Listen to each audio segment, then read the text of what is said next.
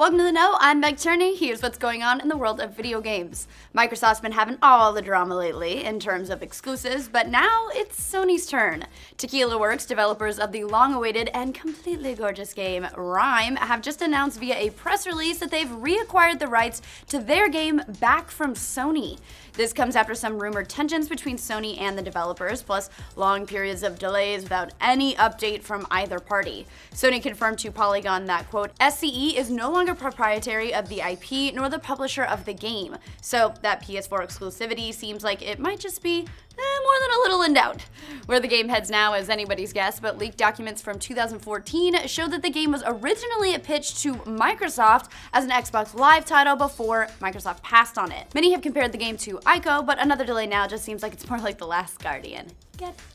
So guys, do you think VR games are already too scary? The answer is yes. The move to VR has game makers chomping at the bit to throw in a good jump scare, but many developers are actually criticizing demos they played at GDC this week, saying it's not very responsible. Alex Schwartz, CEO of Job Simulator's Alchemy Labs, said that his company would nope the fuck out of any jump scare kind of game, and that jump scares are really rough on the players. Other game developers agreed with him, with Scott Steffen, design lead over at Weaver, saying, if you see a horror movie on a screen, you have the abstraction. It's not so frightening, and you know you're there for fun. He later went on to add that there's a difference between a fun type of scare when you're detached from the experience, like in a normal type movie setting, but that VR can create a primal lizard brain response that's not fun at all, which is basically how I react to things on movie screens, things on video game screens, PT. So I'm already fucked.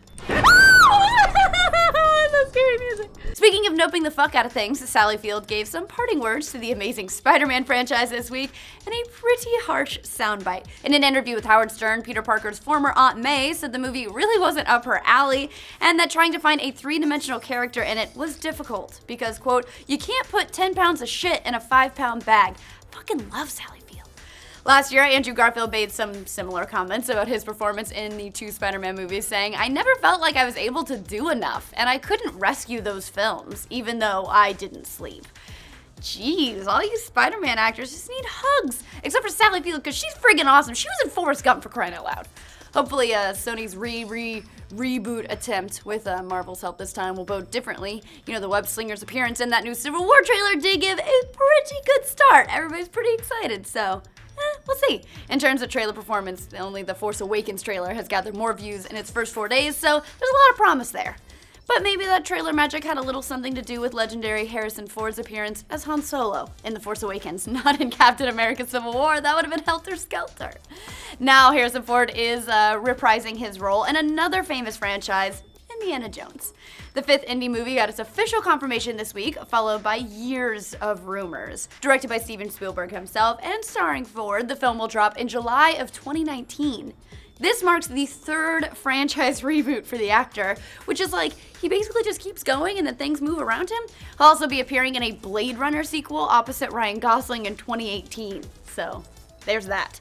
As for what the next Indiana Jones will be about, it's really anybody's guess, but hopefully they'll try to at least hand the reins off to somebody that's not Shia LaBeouf. Maybe we can just completely retcon him? Who knows? Maybe one of those three actors that's in the running for a young Han Solo movie, perchance? Ooh, fingers crossed for the Kingsman kid. He's so cute. This weird little jaw face. In the last few days, the websites of some enormous publications were reportedly displaying advertisements that attempted to install malware to millions of readers. Hurrah!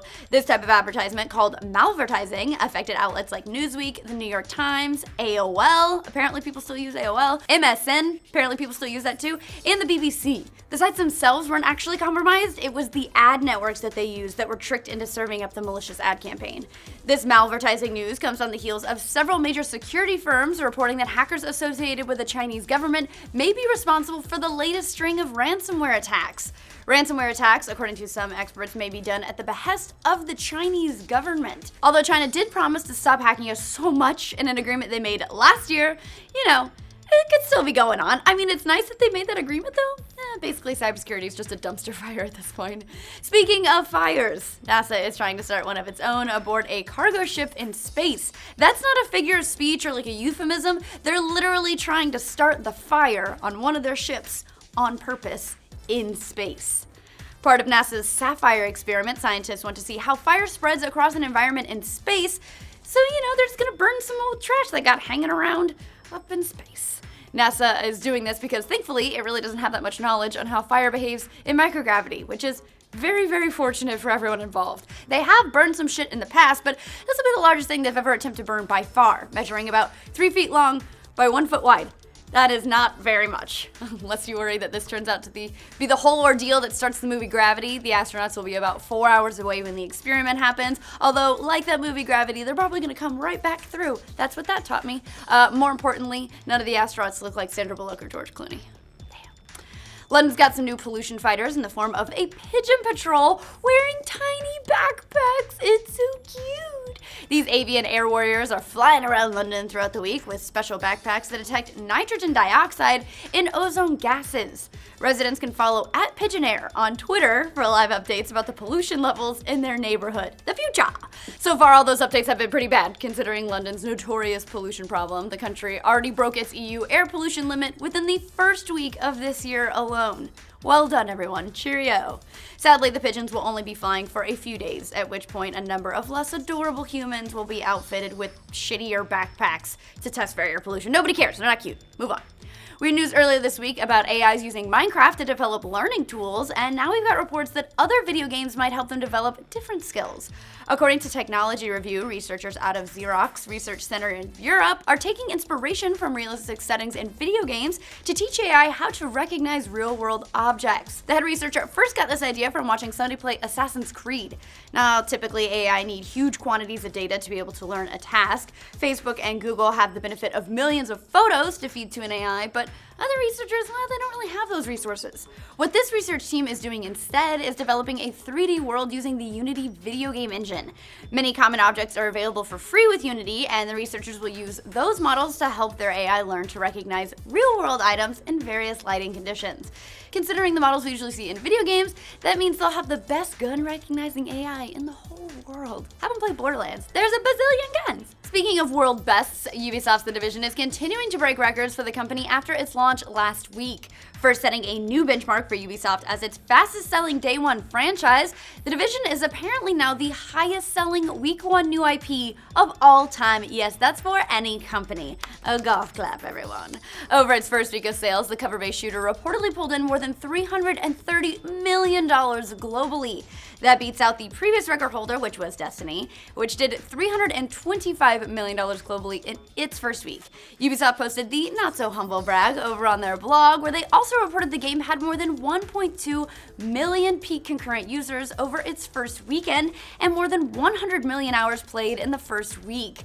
No word on how many of those were spent standing in lines. You knew we were gonna make the joke, but whatever, I'm sure you guys got to shoot one or two things out there.